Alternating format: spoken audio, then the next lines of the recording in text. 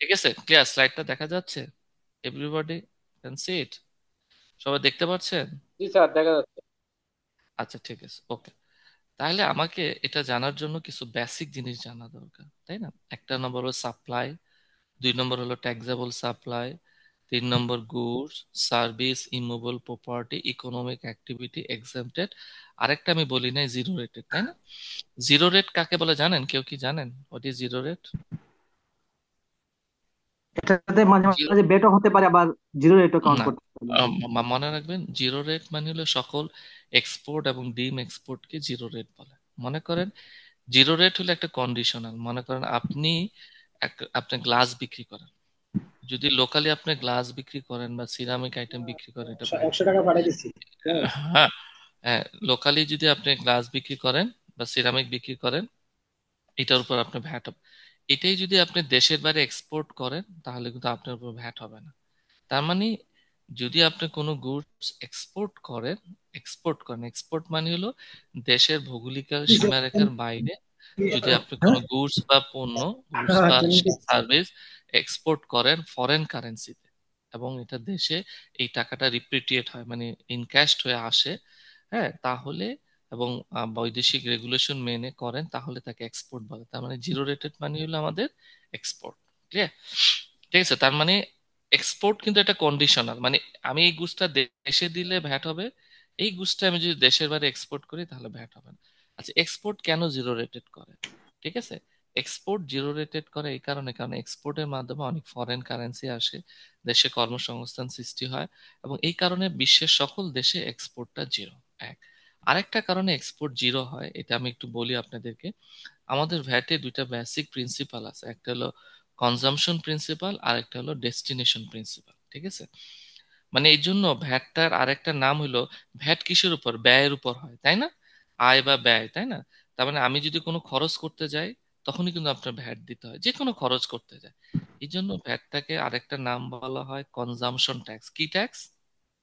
Consumption tax. এটা একটু আমি বেসিক কিছু আলোচনা করতেছি। ভ্যাটের আরেকটা নাম হলো আমাদের ইনডাইরেক্ট ট্যাক্স, এটার আরেকটা নাম হলো কনজাম্পশন ট্যাক্স। কনজাম্পশন ট্যাক্স কি? কারণ আমরা যত কিছুই কিনি না কেন, শেষ পর্যন্ত ভ্যাটের দায়ভার কার উপর পড়ে বলেন তো? ইন কনজিউমারের কাছে। কার উপর পড়ে? ভোক্তার ইন উপরে। কনজিউমার, ভোক্তার উপর পড়ে। কারণটা কি?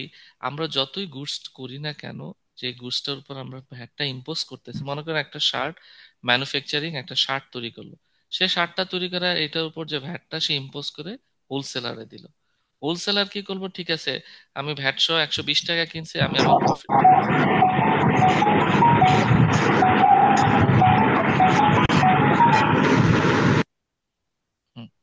হোলসেলার কি করলো, যে ঠিক আছে আমার এই কস্টটা হইলো, ভ্যাট সহ যে কস্টটা সেটা সে রিটেলারের উপর চাপায় দিল। এর জন্য এটার নাম হলো ইনডাইরেক্ট ট্যাক্স। ইনডাইরেক্ট ট্যাক্স, এর জন্য ভ্যাটকে কেন ইনডাইরেক্ট, দুইটা জিনিস একটু মনে রাখবেন ভ্যাট যেহেতু পড়তেছেন। ভ্যাটের দুইটা ক্রাইটেরিয়া হলো, এটা এক ধরনের ইনডাইরেক্ট ট্যাক্স, দুই নম্বর হলো এটা এক ধরনের কনজাম্পশন ট্যাক্স। আচ্ছা, ইনডাইরেক্ট ট্যাক্স কেন? Direct tax and indirect tax কাকে বলে? ডিরেক্ট ট্যাক্সটা হইলো যে ট্যাক্সটা যার উপর ইম্পোজ হয়, মানে আমরা যেটাকে বাংলা বলি করাঘাত করাপাত, tax impact and tax incidence. যেমন স্যালারি ট্যাক্স, স্যালারি ইনকাম করে কে? আপনি, তাই না? আর ট্যাক্সটা দেয় কে? যে ইনকাম করে সেই তো ট্যাক্স দেয়, ঠিক কি না? হ্যাঁ, যে ইম্পোজ করে সেই তো ট্যাক্সটা দেয়। তার মানে জি এটা স্যার। হলো ডিরেক্ট। তারপর মনে করেন ওয়েল ট্যাক্স, আপনার একটা ল্যান্ড আছে, তা আপনার ল্যান্ডের ওনার যে, যার নামে গাড়ির উপর ট্যাক্স দিলেন, তো গাড়ির ওনার যে, যার নামে গাড়িটা রেজিস্ট্রেশন, সেই তো দিবে, তার মানে যে মালিক সেই দেয়। কিন্তু ভ্যাটের ব্যাপারটা কি দেখেন, গুডসটার মালিক হলো একজন, কিন্তু ভ্যাটটা দিচ্ছে কে? ভোক্তা। ভ্যাটটা দিচ্ছে কে? ভোক্তা। কনজিউমার। তার মানে আমি মনে করেন আমার সরকার বিদ্যুতের উপর ভ্যাট আছে 5%, আমি জানেন, এই ভ্যাটটা ইম্পোজ করলো সরকার 5% ভ্যাট, কার উপর ইম্পোজ করলো? যারা বিদ্যুৎ বিক্রি করে, যারা বিদ্যুৎ সরবরাহ করে। তারা কি করলো?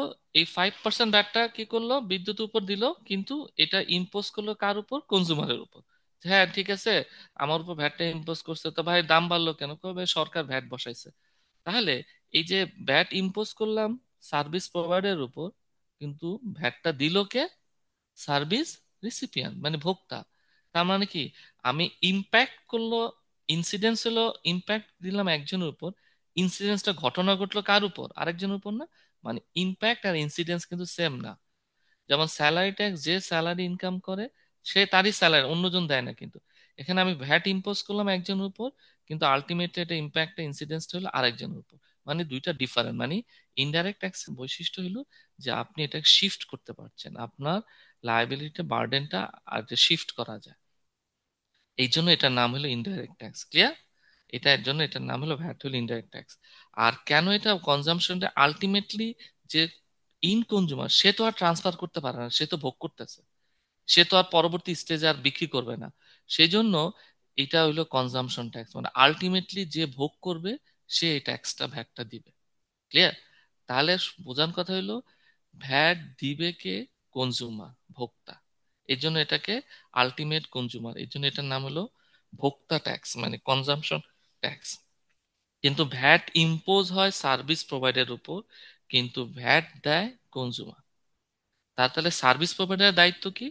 সার্ভিস প্রোভাইডারের দায়িত্ব হলো কনজুমার থেকে যে ভ্যাটটা তুমি কালেক্ট করলা সেটা ঠিক মতো গভর্নমেন্ট ট্রেজারিতে জমা দিয়ে দেবে। তার মানে আমি তোমার দায়িত্ব দিছে, তার মানে ভ্যাটের রেসপন্সিবিলিটি কিন্তু সার্ভিস প্রোভাইডারের রেসপন্সিবিলিটি বলতে বোঝাচ্ছে গভর্নমেন্ট ট্রেজারিতে জমা দেওয়ার দায়িত্ব।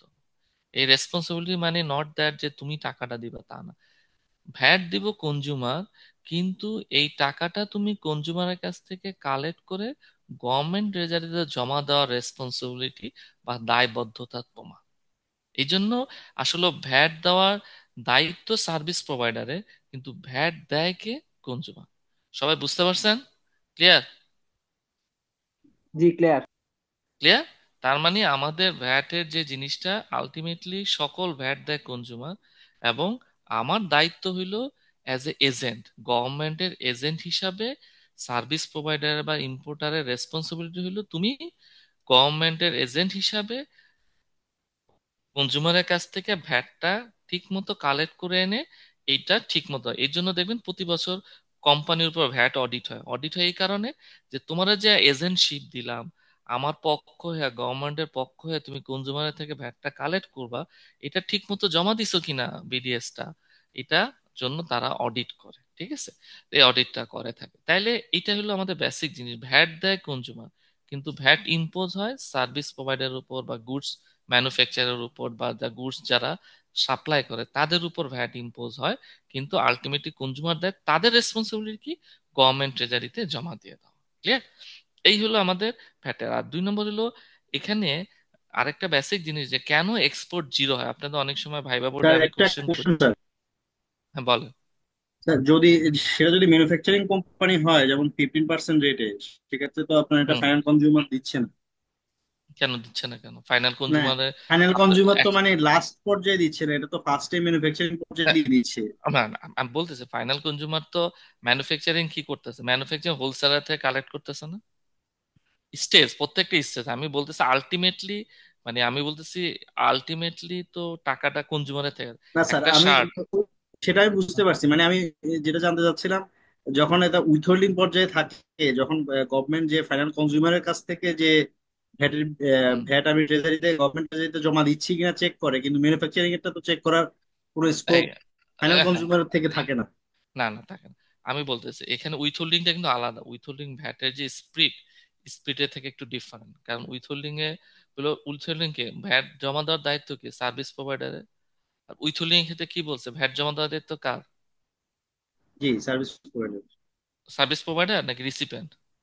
কে উইথহোল্ডিং করে? কে, রিসিভার, ক্রেতা না সার্ভিস বিক্রেতা? রিসিভার। আছে। এর জন্য আসলে উইথহোল্ডিংটা আসলে ভ্যাটের মেইন স্পিরিটের ডিরেইন বলা হয়। এটা হলে distortion of VAT, basic VAT rules. উইথহোল্ডিংটা কিন্তু আগে ছিল না। 1991 সালে যখন আইনটা হয়, উইথহোল্ডিংটা আসে 1999, 2001-এ। এবং সাইফুর রহমান সাহেব তখন ছিলেন। তখন ইনি এটা এটা ভালো করে আনেন। ঠিক আছে? উইথহোল্ডিং কনসেপ্ট আগে ছিল না, এরকম লিস্টও ছিল না। আগে দুই তিনটা ওই কনস্ট্রাকশন সার্ভিসের উপর একটা উইথহোল্ডিং চালু করছিল 2001-এ, 2.5% করে প্রথম। তো এরকম ছিল, এই 43টা এরকম লিস্টও ছিল না বা এরকম ছিল না। তত উইথহোল্ডিংটা কিন্তু একটু ডিফারেন্ট। উইথহোল্ডিংটাকে বলা হয় distortion of main law, distortion of VAT spirit. VAT যেটা আসলে, কারণ আপনারা জানেন ইতিহাসটা বলতে, এটা আসলে ফার্স্ট ক্লাসে বলবে। ভ্যাট কিন্তু ফার্স্ট কনসেপ্টাল ভ্যাটটা কিন্তু চালু হয় প্রথম 1920 সালে। হ্যাঁ, 1920 সালে এটা কনসেপ্টটা দেওয়া হয় সল স্যামুয়েল, এবং একজন উনি জার্মানের ইকোনমিক্স। তারপর দেশ হিসেবে 1954 সালে ফ্রান্সে প্রথম ভ্যাট চালু হয়। ঠিক আছে, ফ্রান্স প্রথম ভ্যাট চালু হয়, এবং এরপর থেকে আস্তে আস্তে প্রায় অনেক দেশে হয়ে থাকে, এবং আমাদের দেশে এটা হয় 1991 সালে। ঠিক আছে, তো তখন থেকে যখন আইনের যে স্পিডটা ছিল সেটা কিন্তু এরকম ছিল না। বুঝতে পারছি। আচ্ছা, যা আসতেছি আস্তে আস্তে। তাহলে এখন আপনারা দেখেন ইম্পোজিশনটা, তাহলে এই জিনিস হলো। আচ্ছা, আরেকটা জিনিস একটু বলে রাখি, এটা বেসিক জিনিস। এক্সপোর্ট কেন জিরো হয় সব দেশে? ভ্যাট হবে কিসের উপর? ভ্যাটটাকে আমরা বলছি কনজাম্পশন ট্যাক্স। কি ট্যাক্স? কনজাম্পশন ট্যাক্স, মানে কনজাম হবে। আচ্ছা, এক্সপোর্টের ক্ষেত্রে কি গুডস কনজিউম হয় কোথায়? এই দেশে না ওই দেশে? আমরা যদি এক্সপোর্ট করি, গুডসটা ওই দেশে। কনজাম্পশন হয় বিদেশে, বাইরে, দেশের বাইরে। বাইরে বাইরের বাইরে দেশে। আমার বাইরে দেশে, হবে। আমার দেশে কোনো কনজাম্পশন হচ্ছে? হচ্ছে না তো। না স্যার। এটা ভোগ করবে তো অন্য দেশ। এই জন্য দেখবেন এক্সপোর্টের উপর ভ্যাট জিরো, ইম্পোর্টের উপর ভ্যাট আছে। কারণ ইম্পোর্ট করলে গুডসটা কনজাম্পশন হবে কোথায়? ডেস্টিনেশন কোথায়? আমার দেশে। আমার দেশে। ডেস্টিনেশন কোথায়? আমার দেশ। অতএব এটা কনজাম্পশন যেহেতু আমার দেশে হচ্ছে, এই জন্য এটার উপর ভ্যাট হবে। আর এক্সপোর্টের ক্ষেত্রে যেহেতু ডেস্টিনেশন আরেক জায়গায়, হ্যাঁ, ডেস্টিনেশনটা, ডেস্টিনেশন প্রিন্সিপাল বলে যে যেই জায়গায় ভোগ হবে ওই জায়গা হবে।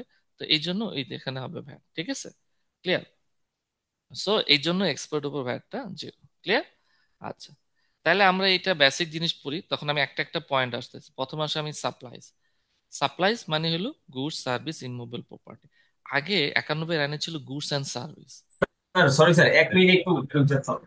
বলো, বলো। এটা হচ্ছে, তার মানে তো যেইখানে কনজাম্পশন হচ্ছে সেইখানে তো তার মানে আমার কনজিউমার ভ্যাট দিচ্ছে। হ্যাঁ, হ্যাঁ, হ্যাঁ, হ্যাঁ। এই জন্য ওই যে ওই দেশে ভ্যাট দিবে। ডেস্টিনেশন মানে অ্যাকাউন্টিং ভ্যাটের দুইটা প্রিন্সিপাল আছে। অ্যাকাউন্টিং এ যেমন প্রিন্সিপাল আছে, ভ্যাটের দুইটা, একটা অরিজিনাল প্রিন্সিপাল, ডেস্টিনেশন প্রিন্সিপাল। বিশ্বের সব দেশে ডেস্টিনেশন প্রিন্সিপাল। ডেস্টিনেশন প্রিন্সিপাল হলো ভোগ যে জায়গা হবে ভ্যাট সেখানে হবে। ভোগ যে জায়গা হবে ভ্যাট সেই জায়গা হবে। ক্লিয়ার? এই ওকে জন্য থ্যাংক ইউ স্যার। ডেস্টিনেশন প্রিন্সিপালের কারণে এই জন্য দেখবেন আপনারা মূসক 6.3 দেখছেন কিনা, সরবরাহের গন্তব্যস্থল লেখা থাকে, দেখেন 6.3-তে সবার নিচে যে ভ্যাট ইনভয়েসে দেখবেন সরবরাহের চূড়ান্ত গন্তব্যস্থল লেখা থাকে, স্যার দেখবেন। স্যার হুম। তার মানে কি, যদি এরকম হতো যে ডেস্টিনেশন প্রিন্সিপাল যদি না হতো, তার মানে তো যে দেশ, মানে বিশ্বের যে দেশ সব থেকে বেশি এক্সপোর্ট করে তারা তো মনে হয় ভ্যাটের পোর্শনটা সব থেকে বেশি পেত না? তার হ্যাঁ, কারণ হ্যাঁ, যে হ্যাঁ। পোর্শন ভ্যাটটা, যে পোর্শন প্রোডাক্টটা বাইরের দেশে চলে যাচ্ছে, ওই পোর্শন প্রোডাক্টের ভ্যাট তো আসলে সেই দেশ পাচ্ছে না, মানে হুম। প্রডিউসার দেশ তো পাচ্ছে না। না, না, না, ঠিক আছে। এই কারণে, ঠিক আছে। তো এই জন্যই আমাদের এখন ভোগের উপর হয়। ঠিক আছে, ওকে। স্যার, তাহলে আমি, হ্যাঁ, আর শেষ করি আমি আস্তে আস্তে, একটু ধরে পয়েন্ট গুলো শেষ করে আমি কোশ্চেন গুলো লিখে রাখেন, আমি বলবো যে প্লিজ কোশ্চেন, হ্যাঁ। আচ্ছা, তারপর আমি লিখে রাখেন না। তারপর হলো সাপ্লাইজ। সাপ্লাইজটা বলেছিলাম, এটাকে বলে সাপ্লাই। সাপ্লাইজ আবার দুই ধরনের, একটা মনে রাখবেন। On the basis of nature, nature অনুসারে সাপ্লাইজ তিন ধরনের, যেমন গুডস, সার্ভিস, ইমুভেবল প্রপার্টি, তাই না? আরেকটা হলো ভ্যাট ইম্পোজিশনের উপর, on the basis of VAT imposition. তার মানে আমি যে সাপ্লাইটা দিতেছি এটা তিনটা হইতে পারে, আইদার ট্যাক্সেবল, অথবা এক্সামটেড, অথবা জিরো রেটেড। তাহলে on the basis on imposition, VAT imposition অনুসারে সাপ্লাই কয় ধরনের? আমি যে গুডসটা দিচ্ছি আইদার এটা ট্যাক্সেবল হবে, অথবা এক্সামটেড হবে, অথবা জিরো রেটেড হবে। ট্যাক্সেবল হবে কোথায়? ফার্স্ট শিডিউলের বাইরে যদি দেই। এক্সামটেড হবে কোথায়? যদি ফার্স্ট শিডিউলে থাকে। হ্যাঁ, এক্সামটেড এসআরও দ্বারা এক্সামশন হয়, সেটা বলবো। সেটা হলো কন্ডিশনাল, হ্যাঁ। আর 3 নম্বর হলো জিরো রেটেড, যদি এই গুডসটা আমি দেশের বাইরে সাপ্লাই করে থাকি তখন এটা জিরো রেটেড। তার মানে একই গুডস দেশে দিলে ট্যাক্সেবল, দেশের বাইরে দিলে জিরো রেটেড। ঠিক আছে। আর এক্সামটেড তো বলেই দেওয়া আছে। এক্সামটেড দুই ভাবে হয় আপনাদেরকে বলছে, একটা হলো শিডিউল দ্বারা, আরেকটা এসআর দ্বারা। এসআর দ্বারা এক্সামশন হইলো, এটাকে আমরা বলি মাইগ্রেন্ট। ওই যে আপনারা শুনছেন না, ওই যে দুই ধরনের লোক থাকে, একটা হলো জন্মগতভাবে নাগরিক, আর একটা হলো মাইগ্রেন্ট, ইমিগ্রেট, মানে অন্য দেশ থেকে আইসা নাগরিক। এই জন্য আসলে এসআরও দ্বারা যে এক্সামশন, এটা হলো মাইগ্রেটেড নাগরিক, মানে আফ্রো আমেরিকান, ইন্ডিয়ান আমেরিকান, মানে অন্য দেশ থেকে আইসা তাদেরকে নাগরিকত্ব দেওয়া হয়েছে, কিন্তু তাই তারা বাই বার্থ আসলে নাগরিক না। তাহলে এসআরও দ্বারা যে এক্সামশনটা আসলে আছে আমাদের ভ্যাটের আইনে, এটা হলো বেসিক্যালি তারা ট্যাক্সেবল, কিন্তু তাদেরকে বিভিন্ন স্টেজে এক্সামশন দেয়। কাউকে প্রোডাকশন স্টেজে, কাউকে আমদানি পর্যায়ে, কাউকে সেবা পর্যায়ে, কাউকে ট্রেডিং পর্যায়ে দিয়ে থাকে। ঠিক আছে, এটা একটু বেসিক জিনিস মাথায় রেখে, হ্যাঁ। আচ্ছা, গুডস কি? এটা একটা খুব ইম্পর্টেন্ট জিনিস। গুডস সার্ভিস, গুডস কাকে বলে? দেখেন, গুডস মানে কি? আদার দেন মানে তিনটা জিনিস ছাড়া সবকিছুকে গুডস বলে। এটা ট্যানজিবল হইতে হবে, ইনট্যানজিবল অ্যাসেট হইতে হবে না। ইনট্যানজিবল অ্যাসেট না, ট্যানজিবল। ট্যানজিবল আর ইনট্যানজিবল বুঝেন? জি স্যার। জি স্যার। হ্যাঁ, হ্যাঁ, ট্যানজিবল, ইনটা এবং মুভেবল। ঠিক আছে, তাহলে গুডস মানে কি? সেকশন 2 এর 60-এ বলা আছে, মিনস আদার দেন শেয়ার, স্টক, সিকিউরিটি, মানি। তার মানে কোনো ধরনের শেয়ার, স্টক, সিকিউরিটি, মানি ছাড়া আপনি যদি যত ধরনের ট্যানজিবল মুভেবল প্রপার্টি দেন সেটা হলো গুডস। তাহলে তিনটা জিনিস কি বাদ? মনে রাখবে, শেয়ার, ডিভেঞ্চার, সিকিউরিটি, মানে শেয়ার, স্টক, ডিভেঞ্চার আর মানি। এই জন্য দেখবেন কোনো ঋণ দিলে, টাকা লেনদেন করলে অর্থের উপর কোনো ভ্যাট হয় না। এই যে ব্যাংক যে লোন দেয়, ইন্টারেস্ট পায়, ডিপোজিট হয়, এই ডিপোজিটের উপর কোনো ভ্যাট নাই। দেখবেন কেন নাই? কারণ ভ্যাট হয় গুডস সার্ভিস ইমুভেবল প্রপার্টির উপর। এটা তো গুডসই না। এই জন্য দেখবেন নগদ টাকার উপর বা নগদ ফ্লো এর উপর কোনো ভ্যাট হয় না। ঠিক আছে। আচ্ছা, তারপর আসেন ইমুভেবল প্রপার্টি কি? আমি বলছি, ইমুভেবল প্রপার্টি হলো ভূমি বা ভূমির সাথে সংযুক্ত যে কোনো জিনিসকে বলা হচ্ছে ইমুভেবল প্রপার্টি। ভূমি বা ভূমির সাথে সংযুক্ত যে কোনো জিনিসকে বলা হচ্ছে আমাদের কি? Immovable property. ঠিক আছে। যেমন ল্যান্ড ডেভেলপ, বা ল্যান্ডের সাথে সংযুক্ত কোনো স্থাপনা যেটা মুভ করা যায় না। মনে রাখবে, ভূমির সাথে থাকলেই হবে না, এটা ইমুভেবল হতে হবে, মানে স্ট্রাকচার, কোনো কনস্ট্রাকশন। ঠিক আছে। আচ্ছা, সার্ভিস কি? সার্ভিস বলা any service, goods and immovable property এবং মানি বাদে যাই দেন না কেন, যে কোনো কিছু দিলে সেটাকে বলা হচ্ছে service. Service means any service but does not include goods, immovable property and money. ঠিক আছে। Goods, immovable property and money ছাড়া যাই দেন না কেন এগুলিকে বলা হচ্ছে সার্ভিস। মনে থাকবে। হুম। আচ্ছা, আর ট্যাক্সেবল সাপ্লাই কি? যে কিছুক্ষণ আগে বললাম, ট্যাক্সেবল সাপ্লাই, সাপ্লাই আদার দেন এক্সাম্পটেড। এক্সাম্পটেড মানে কি? আমাদের সেকশন 26-এ বলে দেওয়া আছে, ফার্স্ট শিডিউলে যা আছে সেটাই হলো এক্সাম্পটেড। Made in the process of economic activities, তার মানে অর্থনৈতিক কার্যক্রমের মাধ্যমে এক্সাম্পটেড সেবা সাপ্লাই ছাড়া যাই দেন না কেন তাই হলো ট্যাক্সেবল সাপ্লাই। এটা ট্যাক্সেবল সাপ্লাইটা গুডস হইতে পারে, ট্যাক্সেবল সার্ভিস হইতে পারে, ট্যাক্সেবল ইমুভেবল প্রপার্টি হইতে পারে। ক্লিয়ার? আচ্ছা, আসেন এরপর এক্সাম্পটেড সাপ্লাই। আমি বলছি এক্সাম্পটেড সাপ্লাই কি? এক্সাম্পটেড সাপ্লাই আমি বলছি ফার্স্ট শিডিউল দ্বারা যা আছে এবং এসআরও দ্বারা যা আছে। ঠিক আছে। তার মানে ভ্যাটের আইনে এক্সাম্পশন দুইটা ভাবে হইতে পারে, থ্রো শিডিউল, থ্রো এসআরও। ঠিক আছে। তাহলে এই দুইটার মধ্যে পার্থক্য কি? শিডিউল দ্বারা যেটা এক্সাম্পশন সেটা সব লেভেলে এক্সাম্পশন। তার মানে ওই গুডসটা আপনি ইম্পোর্ট করলো, কারণ আমরা কিছুক্ষণ আগে বলছিলাম গুডস এর স্টেজ আছে কয়টা? তিনটা: ইম্পোর্ট, ম্যানুফ্যাকচারিং, ট্রেডিং। তার মানে ওই গুডসটা যদি আপনি ইম্পোর্ট করেন তাও ভ্যাট এক্সাম্পটেড, ওই গুডসটা যদি আপনি ম্যানুফ্যাকচারিং করেন তাও ভ্যাট এক্সাম্পটেড, ওই গুডসটা যদি আপনি ট্রেডিং করেন তাও ভ্যাট এক্সাম্পটেড। তার মানে শিডিউল আর এসআরও দ্বারা এক্সাম্পশনের পার্থক্য হলো, শিডিউল দ্বারা যে এক্সাম্পশন হয় সেটা সর্ব লেভেলে হবে। মানে এটা আমাদের যে গুডসের যে তিনটা স্টেজ, প্রত্যেকটা স্টেজে এক্সাম্পশন। আর এসআরও দ্বারা যে এক্সাম্পশন আমাদের, এসআরও দ্বারা যে এক্সাম্পশন একটা আছে এসআরও 136, সেটা হলো এক একটা স্টেজে দেয়। কাউকে প্রোডাকশন স্টেজে দেয়, কাউকে ট্রেডিং স্টেজে। যেমন একটা প্র্যাকটিক্যাল উদাহরণ দেয়, বিদ্যুৎ। আমরা যে বিদ্যুৎ, বিদ্যুৎ উৎপাদন পর্যায়ে ভ্যাট এক্সাম্পটেড, কিন্তু বিদ্যুৎ যদি আপনি ট্রেডিং করেন তার উপর ভ্যাট আছে, কারণ আমরা বিদ্যুৎ উপর 5% ভ্যাট দিই। কম্পিউটার ইকুইপমেন্ট ম্যানুফ্যাকচার স্টেজে ভ্যাট এক্সাম্পটেড। ঠিক আছে, বা মোবাইল ম্যানুফ্যাকচারিং স্টেজ ভ্যাট এক্সাম্পটেড, কিন্তু ট্রেডিং স্টেজে আবার ভ্যাট আছে। তো অতএব এসআরও দ্বারা যে এক্সাম্পশন এটা বিভিন্ন লেভেলে দেওয়া হয়, কাউকে প্রোডাকশন স্টেজে, কাউকে ম্যানুফ্যাকচার ট্রেডিং স্টেজে, কাউকে এরকম সেবা পর্যায়ে। ঠিক আছে। সো কাউকে ইম্পোর্ট স্টেজে। তাহলে এটাই হলো মেজর পার্থক্য এক্সাম্পশন থ্রু এসআরও আর এক্সাম্পশন থ্রু শিডিউল। ঠিক আছে। আচ্ছা, এরপর আসি আমরা, তাহলে আমাদের বেসিক জিনিসগুলো আমাদের শেখা হলো। এরপর আসেন ইম্পোজিশন অফ ভ্যাট। আমরা যে ভ্যাট ইম্পোজ করি, সেকশন 32 হচ্ছে ভ্যাট ইম্পোজ হবে আমাদের ট্যাক্সেবল সাপ্লাইয়ের উপর, এবং এটার ইম্পোজিশনটা হলো ইনক্লুসিভ থাকবে। আমি একটু অঙ্কের সাহায্যে দেখাই। দেখতে পাচ্ছেন সবাই? একটু বড় করে দিই, দেখা যাচ্ছে? জি স্যার যাচ্ছে। হুম। হ্যাঁ, আচ্ছা, এত। তাহলে দেখেন ভ্যাটের যে ইম্পোজিশনটা আপনি মনে রাখবেন যে ইনক্লুসিভ থাকে, নর্মালি কিন্তু আমাদের আইনে থাকে অনেক সময় ইনক্লুসিভ থাকে। একটা উদাহরণ দিলাম, মনে করেন আপনি একটা গুডস দিলেন 50,000 টাকা, এটার মধ্যে ভ্যাট ইনক্লুসিভ আছে। তাহলে আপনি কিভাবে বের করবে এখানে ভ্যাটের অ্যামাউন্টটা কত বা ভ্যাট বেজ অ্যামাউন্টটা কত? তাহলে দেখেন 50,000 টাকা, মনে করেন ভ্যাট রেট হলো 15%। তাহলে আমরা আগে কি করে দেবো, ভ্যাট বেজ অ্যামাউন্টটা বাইর করবো, মানে ভ্যাট ছাড়া মূল্য কত। আমি কোন আনসার মুসুক 6.3 লিখতে গেলে কিন্তু ভ্যাট ছাড়া মূল্য জানতে হয়। তাহলে আমার ভ্যাট ছাড়া মূল্য কিভাবে বাইর করব? এই যে জিনিসটা ভাগ করলাম আমরা, এই যে 50,000 ডিভাইডেড বাই 100 + 100/15, মানে ঐকিক নিয়মের অঙ্ক আমরা ছোটকালে করছি না। ভ্যাট সহ মূল্য যদি 115 টাকা হয়, ভ্যাট ছাড়া মূল্য হবে 100 টাকা। 1 টাকা হইলে কত, আর 50,000 টাকা হইলে কত, আপনি অঙ্ক করছেন না ছোটকালে, ঐকিক নিয়মের অঙ্ক। হ্যাঁ, তো ওইভাবে আমরা ভ্যাট বেজ অ্যামাউন্ট বের করলাম এইভাবে। হ্যালো।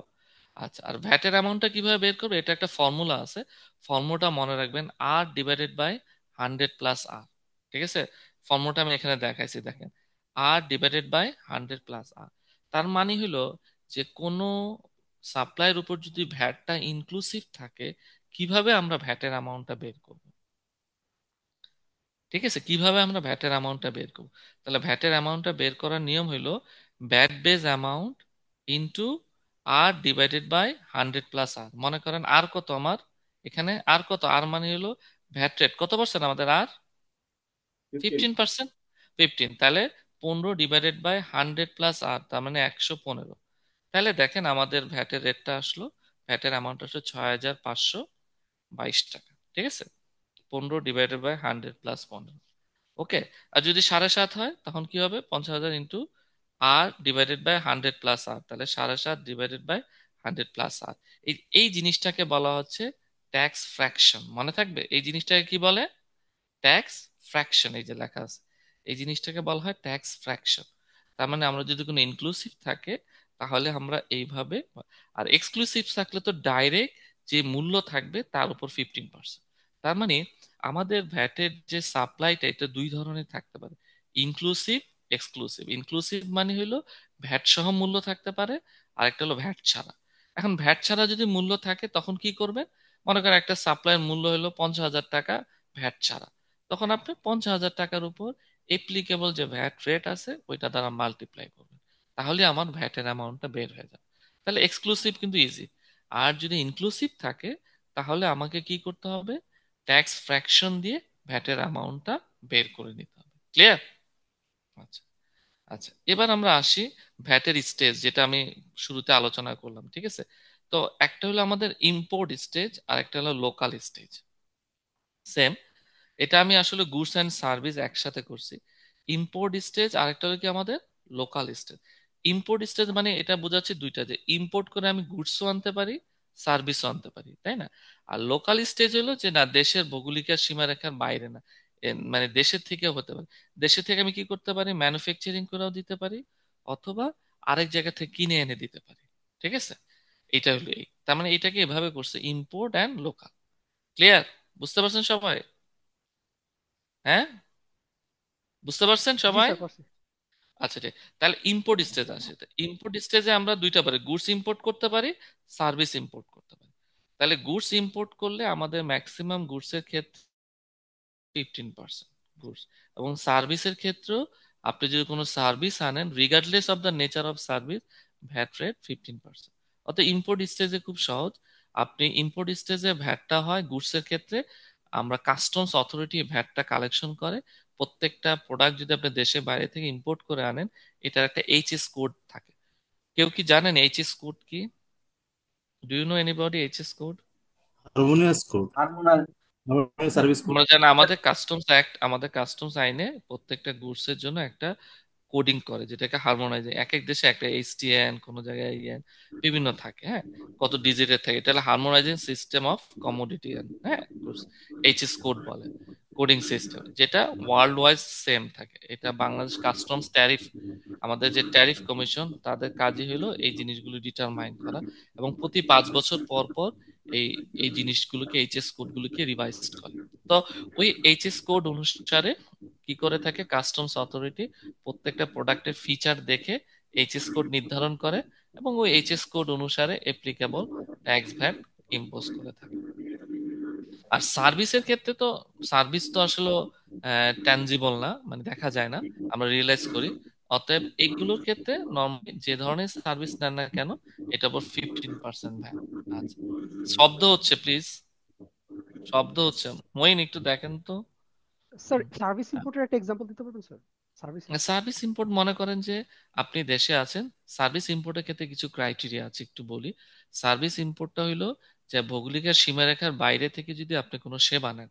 এখন সেবার ক্ষেত্রে একটা সমস্যা হয়ে দাঁড়ায় যে সেবাটা তো কোনো ডিমার্কেশন নেই, আমরা তো ধরতে পারি না যে সেবাটা দেশের বাইরে থেকে আসলো।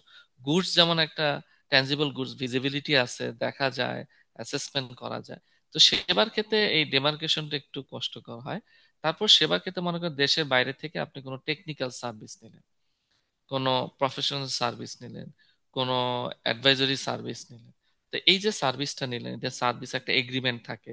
মনে করেন একটা সাবসিডিয়ারি কোম্পানি প্যারেন্ট কোম্পানি থেকে কোনো টেকনিক্যাল সাপোর্ট নিল, ঠিক আছে, করলো। এবং এই সার্ভিস ইম্পোর্টের ক্ষেত্রে কিছু ক্রাইটেরিয়া আছে। এক নম্বর হলো যে ভৌগোলিক সীমারেখার বাইরে থেকে নিতে হবে, একটা এগ্রিমেন্ট হবে, ফরেন কারেন্সিতে বিল হইতে হবে, এবং টাকাটা দেশের বাইরে আসতে হবে, মানে বিদেশ থেকে দেশে আসতে হবে, যেহেতু আপনি সার্ভিস ইম্পোর্ট করতেছেন, এবং টাকাটা আপনি দেশের বাইরে ফরেন কারেন্সিতে জি পাঠাইতে হবে, ঠিক আছে।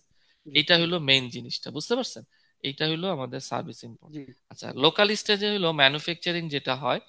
হুম, ম্যানুফ্যাকচারিং যেটা হয় সেটা হলো যে ম্যানুফ্যাকচারিং স্টেজে আমরা গুডস দিতে পারি, এবং এই ম্যানুফ্যাকচারিং স্টেজে, ট্রেডিং স্টেজে, রেটটা আমি পরে আলোচনা করতেছি, এবং সার্ভিস স্টেজে, ঠিক আছে। আসে আমাদের ভ্যাটের আইনে তিনটা শিডিউল আছে, আমি আপনাদেরকে বলেছিলাম তিনটা শিডিউল আছে, তাই না? এবং রেটও আছে তিনটা, ঠিক আছে। মনে রাখবেন আমাদের ভ্যাটের আইনে, একটু বলে রাখি, রেট আমাদের হলো তিন ধরনের থাকে, একটু মনে, একটা হলো স্ট্যান্ডার্ড রেট, রিডিউস রেট, আর স্পেসিফাইড রেট। এটা একটু তিনটা বেসিক জিনিস জানেন। স্ট্যান্ডার্ড রেট হলো আমাদের দেশে, স্ট্যান্ডার্ড ভ্যাট রেট হলো 15%। কত পার্সেন্ট? 15%। স্ট্যান্ডার্ড ভ্যাট রেট কত পার্সেন্ট? 15%। আচ্ছা, এটাকে বলে 15%। এক এক দেশে এক এক রকম, কোন দেশে 20%, কোন দেশে 10%, কোন দেশে 12%, কোন দেশে 18%। তো নর্মালি এবারে যে 10 থেকে 30, 32 এর মধ্যেই যতগুলো দেশ আছে এর মধ্যেই তাদের স্ট্যান্ডার্ড রেট থাকে। এটা হলো স্ট্যান্ডার্ড রেট। স্ট্যান্ডার্ড রেটের সুবিধা হলো তারা রিবেট পায়।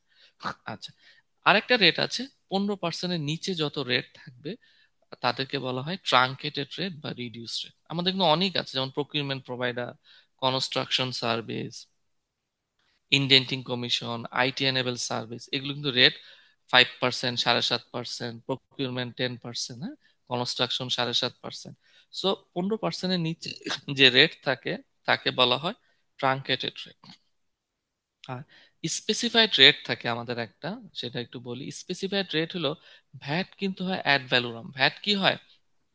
অ্যাড ভ্যালুরাম মানে অ্যাড ভ্যালুরাম ভ্যালুর উপর হয়, অ্যাড ভ্যালুরাম ভ্যালুর উপর ভ্যাটটা হয়। কিন্তু কিছু কিছু ভ্যাট আছে যেটা ভ্যালুর উপর হয় না, কোয়ান্টিটির উপর হয়, এটাকে বলে স্পেসিফাইড ভ্যাট।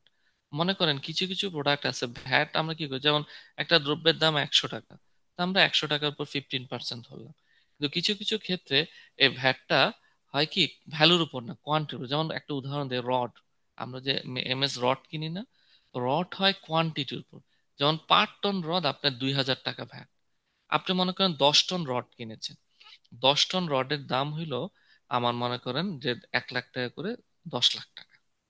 তাহলে ভ্যালু কত? 10 লাখ টাকা। কিন্তু ভ্যাট হবে কোয়ান্টিটির উপর। 5 টন রড হলো 2,000 টাকা, তাহলে আমি 10 টন কিনেছি, তাহলে ভ্যাট হবে 2,000 × 10, 20,000 টাকা। তাহলে আমার ভ্যাট সহ মূল্য হবে 10,20,000 টাকা। ক্লিয়ার? এরকম ভ্যাটের আইনে 9টা প্রোডাক্ট আছে যেগুলোর ভ্যাট গুলো প্রাইজের উপর হয় না, কোয়ান্টিটির উপর হয়। এটাকে আমরা বলি ট্যারিফ বেস ভ্যাট। আগের আইনে এটার নাম ছিল tariff base VAT. Government fixed করে দেয় যে কোন কোন প্রোডাক্টের ভ্যাট কোয়ান্টিটি বেসড হবে। এখানে 9টা প্রোডাক্ট আমি বলি কি কি আছে। সুতা, পার কেজিতে 3 টাকা। ইট, আপনারা যে ইট দেখেন, আমরা এটা হাজারে হয়, তবে যারা ইট করে, ইট কিন্তু কেনা হয় হাজারে, হাজারে 450 থেকে 500 থেকে 800 টাকা আছে। এটা ভ্যারি করে রড ইটার ক্যাটাগরি অনুসারে। ইটের কিন্তু অনেক ধরনের, 1 নম্বর ইট, 2 নম্বর ইট, 3 নম্বর ইট, এরকম 3 ছিদ্রওয়ালা ইট, হ্যাঁ। তারপর রডও এরকম ভ্যারি করে, আপনার রড আপনি দেখবেন 500 CMT, 600 CMT, বিভিন্ন সুতা ওয়াইজ বিভিন্ন ভ্যারি করে, ওখানে 1,200 থেকে 2,200 টাকা পর্যন্ত ভ্যাট থাকে, ঠিক আছে। সো এরকম ভাবে নিউজ প্রিন্ট এগুলো পার বেল 600 টাকা, 1,600 টাকা। সো এগুলিকে বলে স্পেসিফাইড ভ্যাট। তার মানে ভ্যাটের নর্মালি একটা স্ট্যান্ডার্ড রেট 15, 2 নম্বর হলো রিডিউস রেট 15%-এর নিচে যে রেট, আর একটা হলো স্পেসিফাইড রেট, ঠিক আছে, যেটা কোয়ান্টিটি বেসড নট ভ্যালু, ঠিক আছে। আর আমি আপনাদের আগেই বলেছি ভ্যাটের আইনে 3টা শিডিউল আছে, first schedule, second schedule, third schedule. First schedule হলো আমাদের exempted goods and service, second শিডিউলে থাকে আমাদের যেসব গুডস অ্যান্ড সার্ভিসের উপর এসডি প্রযোজ্য, আর থার্ড শিডিউলটা কি, যেটা আমি এখানে দেখাচ্ছি, যেসব গুডস অ্যান্ড সার্ভিসের ভ্যাট রেট লেস দেন 15%, তাকে সেই গুডস অ্যান্ড কোন কোন গুডস অ্যান্ড সার্ভিসের ক্ষেত্রে ভ্যাট রেট লেস দেন 50%, ওইটা যে শিডিউলের দ্বারা প্রকাশ করা হয় সেটা হলো থার্ড শিডিউল, ঠিক আছে। এখানে 4টা টেবিল আছে এবং টেবিলের ক খ আছে, যাতে নর্মাল আমাদের এখানে ট্রাঙ্কেটেড রেট আছে টোটাল 7টা। কয়টা কেউ কি বলতে পারবেন আমাদের ভ্যাটের আইনে কয়টা ট্রাঙ্কেটেড রেট আছে 15%-এর নিচে? কেউ কি বলতে পারবেন? এনিওয়ান? কেউ কি বলতে পারবেন কয়টা রেট আছে ভ্যাটে? দেখেছেন?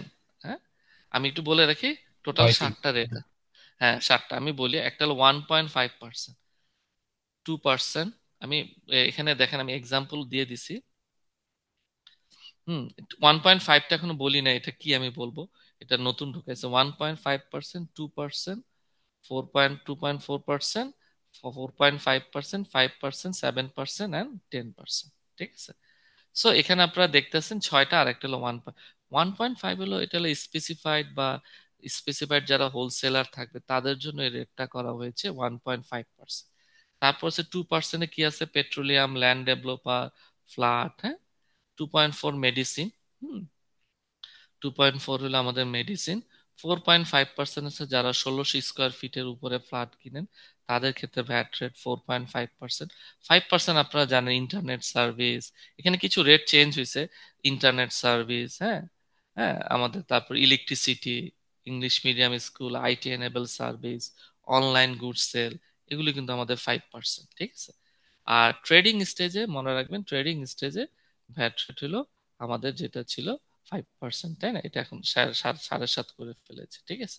সো এই হলো আমাদের 7.5 কি আছে, নন এসি হোটেল, হ্যাঁ, তারপর আমাদের আছে কনস্ট্রাকশন সার্ভিস, ফার্নিচার, ঠিক আছে। প্রকিউরমেন্ট প্রপার্টিটা নাই, এটা রেটটা চেঞ্জ হয়েছে, ওকে। তো এই হলো আমাদের কিছু রেট চেঞ্জেস, আপনার যখন উইথহোল্ডিং ভ্যাট পার্টটা পড়ানো হবে তখন এখানে দেখবেন। 10% আছে আমাদের কিছু মোটর গ্যারেজ, এটা কিছুটা চেঞ্জ হয়েছে, ক্লিনিং সার্ভিসটা এখনো আছে, হ্যাঁ। তো এইসব কিছু রেট আছে যেগুলো 10% হয়েছে। আর স্পেসিফাইড ভ্যাট তো আপনাদেরকে বলেই দিলাম। তার মানে আপনি যদি জানতে চান যে কোন কোন গুডস এবং সার্ভিসের ভ্যাট রেট লেস দেন 15%, কোথায় পাবেন? থার্ড শিডিউলে। ক্লিয়ার? ওকে, আচ্ছা এখানে আসেন, ভ্যাট কখন স্যার দিতে তাহলে হয়? একটা কোশ্চেন ছিল বলেন বলেন। স্যার। থার্ড শিডিউল তো তাহলে রিডিউস রেটে যে হচ্ছে থার্ড শিডিউল না, হুম, আর সেকেন্ড শিডিউল বুঝলাম হচ্ছে সাপ্লিমেন্টারি ডিউটি, ফার্স্ট শিডিউল হচ্ছে এক্সামটেড, তাহলে স্ট্যান্ডার্ড রেট আর স্পেসিফিক রেটটা এই 3টে শিডিউলের মধ্যে পড়ছে না, না?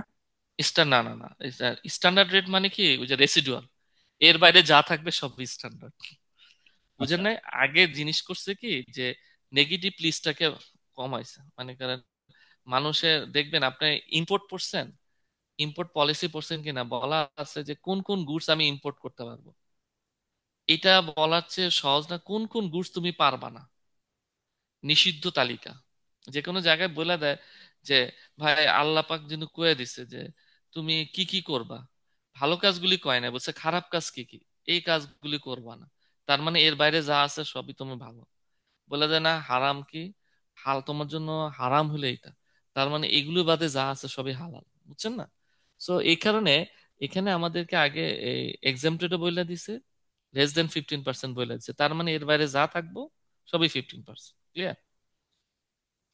বুঝতে পারছেন? স্যার শিডিউল আচ্ছা, গুলো তো স্যার 2012 তাই না স্যার, এই যে ভ্যাট হ্যাঁ and yes, VAT SDI. And SD. Okay okay.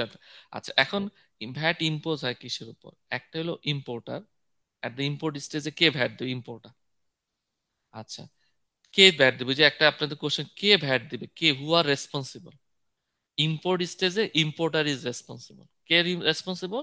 Importer. Production manufacturing স্টেজে যে গুডসটা সাপ্লাই দেয়, supplier of the goods is responsible. Responsibility মানে এই না যে সে ভ্যাট দিবে, রেসপন্সিবিলিটি হলো in terms of deposit the VAT to the government treasury. তার মানে কনজিউমারের কাছ থেকে ভ্যাটটা বা যা ক্রেতার কাছ থেকে ভ্যাটটা কালেক্ট করে গভর্নমেন্ট ট্রেজারিতে জমা দেওয়ার দায়িত্ব তো। সার্ভিসের ক্ষেত্রে at the time of delivery of service তোমার ভ্যাটটা দিতে হবে, এবং এটা জমা দেওয়ার দায়িত্ব সার্ভিস প্রোভাইডারের। ঠিক আছে।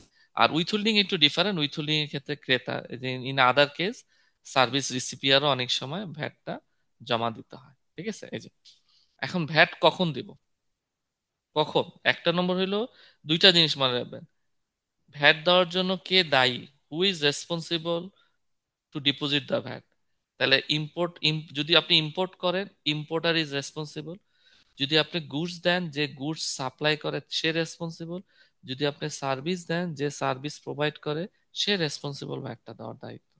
আর উইথহোল্ডিং এর ক্ষেত্রে যে ক্রেতা তার দায়িত্ব। এটা তো ক্লিয়ার। আচ্ছা, এখন ভ্যাট কখন ডিউ হয়, ওয়েন ভ্যাট বিকাম ডিউ, কখন ভ্যাট প্রদেয় হয়, একটা খুব ইম্পর্টেন্ট। সেকশন 33-তে বলা আছে কখন ভ্যাট প্রদেয় হয়। মানে আমাদের যেমন স্যালারি, স্যালারি কখন প্রদেয় হয়, মাসের 30 তারিখ গেলে গিয়ে কিন্তু স্যালারি প্রদেয় হয়ে গেল, কিন্তু স্যালারিটা দেয় তো পরবর্তী মাসে, তাই না? ডিউ হয় কখন, আপনি 30 তারিখ পার হয়ে গেল, আমি বাবা 31 তারিখ পার হয়ে গেল, আপনার এই মাসের স্যালারি ডিউ হয়ে গেছে, তার মানে আপনি ইউ আর এলিজিবল। দেখবেন আমরা ওই যে যারা ফাইন্যান্সিয়াল স্টেটমেন্ট করে ডিসেম্বর শেষে কিন্তু আমরা পেয়েবল ক্রিয়েট করি, করি না sir? Expense debit, payable credit, accounts payable credit. কারণ আমি জানি এই খরচটা আমার ডিউ হয়ে গেছে, যেটা আগামী বছর দিতে হবে। এই জন্য আমি কি করে থাকি, একটা প্রভিশন ক্রিয়েট করে রাখি পেয়েবল নামে, যে এই টাকাগুলো আমাকে দিতে হবে। প্রভিশন ক্রিয়েট করে রাখি। So, আচ্ছা, এখন আমার কখন ভ্যাট পেয়েবল হয়, মনে রাখবেন যখন আমি গুডসটা দিলাম, অথবা ইনভয়েস ইস্যু করলাম, অথবা গুডসের এগেনস্টে পার্শিয়াল বা অগ্রিম টাকা পাইলাম। মনে করেন অনেকে আছে না যে গুডসটা ডেলিভারির আগে পার্শিয়াল টাকা আপনি নিয়ে নিলেন অগ্রিম। এই তিনটার মধ্যে যে কাজটা আগে হবে তখনই ভ্যাট প্রদেয় হয়ে যাবে। ক্লিয়ার?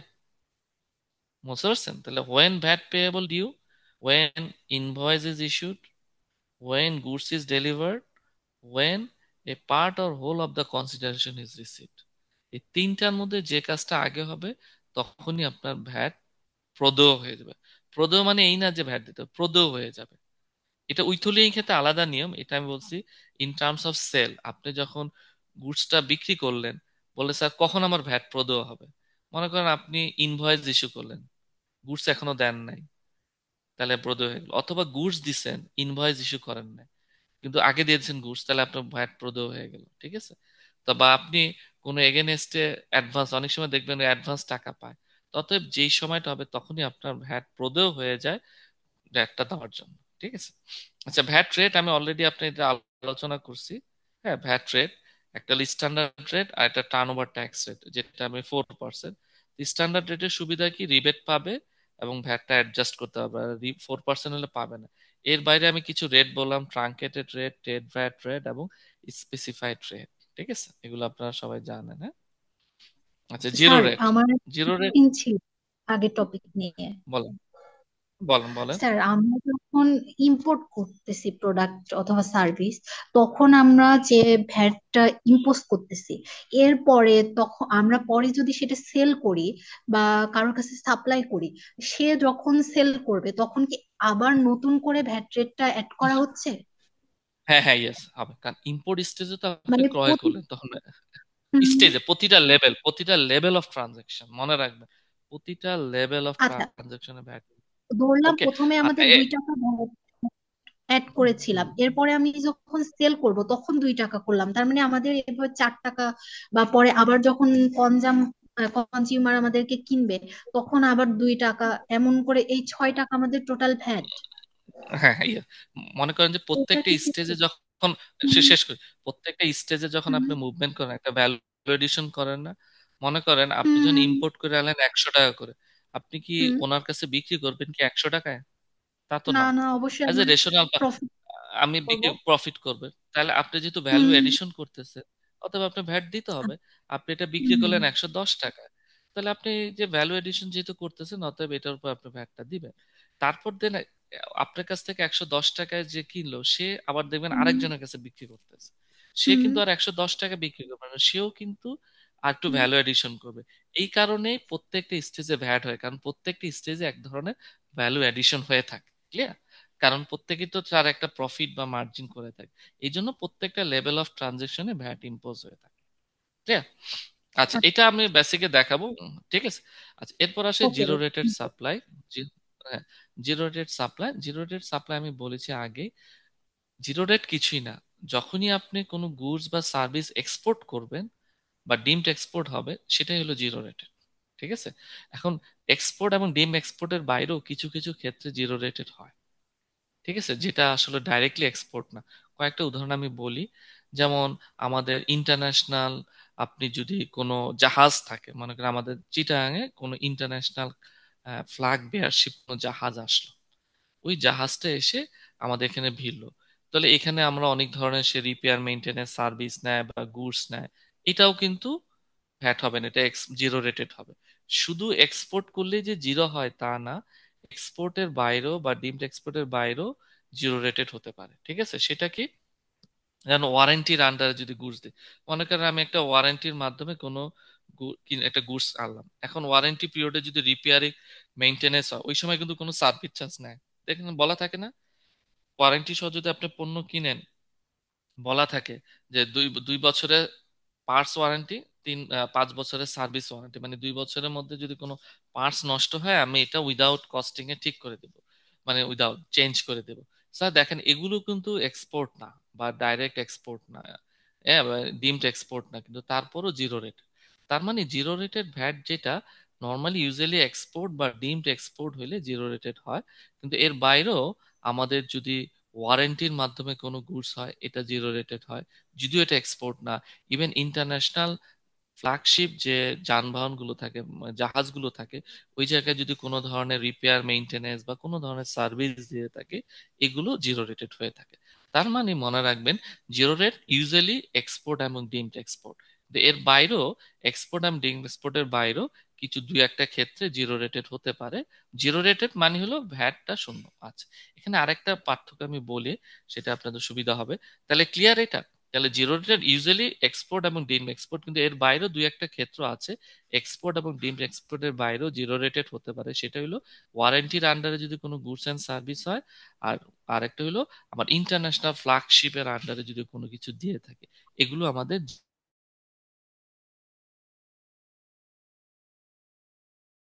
জিরো রেট হতে পারে কি? না না না না না জিরো রেটের হতে পারে না।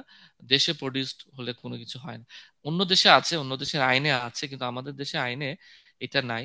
অনেক দেশে আছে, কিছু কিছু স্পেসিফিক গুডস আছে দেশে প্রডিউস হলে জিরো হইলো জিরো রেটেড হয়, কিন্তু আমাদের যেটা আছে এক্সপোর্ট অ্যান্ড ডিমড এক্সপোর্টই জিরো। আর দুইটা ক্ষেত্র আছে, যে ওয়ারেন্টি, কিন্তু ওয়ারেন্টির আবার কন্ডিশন আছে। যে ওয়ারেন্টি দিচ্ছে সে অনিবন্ধিত এবং অনিবাসী হইতে হবে, মানে নন রেসিডেন্ট হইতে হবে। আলটিমেটলি আপনি দেশের বাইরে থেকে মনে করেন একটা গুডস ইম্পোর্ট করালে, ওয়ারেন্টি আন্ডারে বিক্রি করলেন, এখন কোনো পিরিয়ডে তার রিপেয়ারিং প্রয়োজন হলো, দিলেন, আপনি কিন্তু এর এগেনস্টে কোনো টাকা নেন না, কারণ আপনি যখন বিক্রি করছেন তখনই কিন্তু ওই টোটাল ওয়ারেন্টি সহ ধরেই আপনারা করছেন। আপনারা অ্যাকাউন্টিং পড়ছেন কিনা, IS 37, ওই যে ওয়ারেন্টির জন্য কিন্তু একটা প্রভিশনই করা থাকে, warranty expense debit, provision for warranty credit.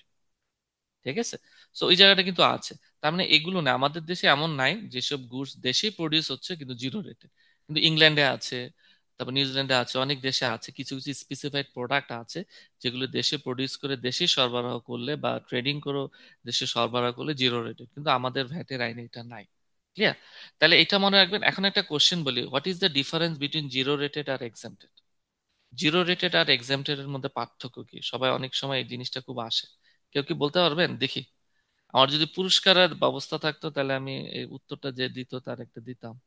বলেন, স্যার জিরো রেটেড আর স্যার জিরো রেটেড হ্যাঁ এর বলেন। ক্ষেত্রে আমরা যেটা বাইরে এক্সপোর্ট করব সেটার ক্ষেত্রে জিরো রেটেড অ্যাপ্লাই হবে। আর হুম, এক্সামটেড এর ক্ষেত্রে সেটা লোকালি প্রডিউস হতে পারে, বাইরেও আমরা এক্সপোর্ট করতে পারি।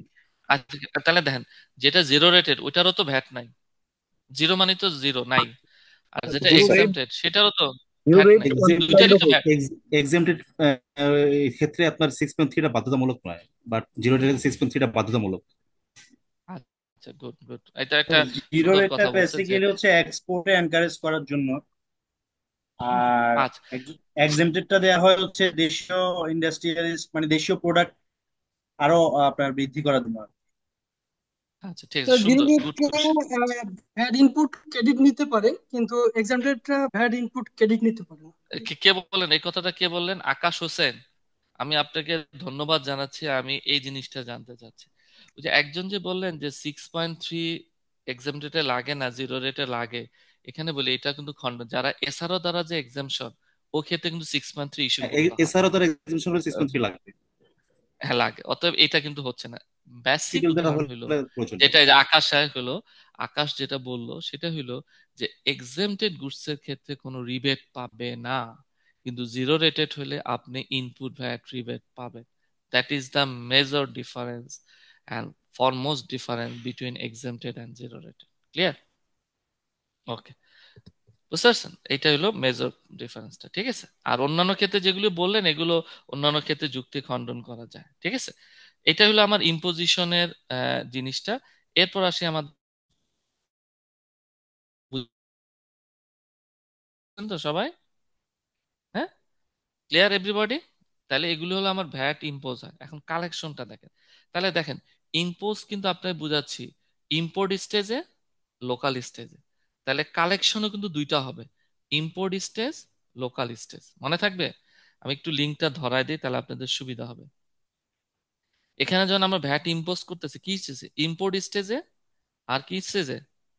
লোকাল স্টেজে। কি আসছে? ইম্পোর্ট স্টেজ, হ্যাঁ, লোকাল অ্যান্ড স্টেজ।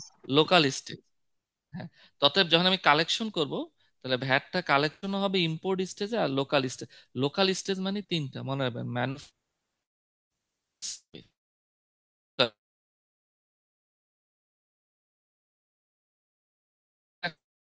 আসি ভ্যাটটা ইম্পোর্ট স্টেজে কি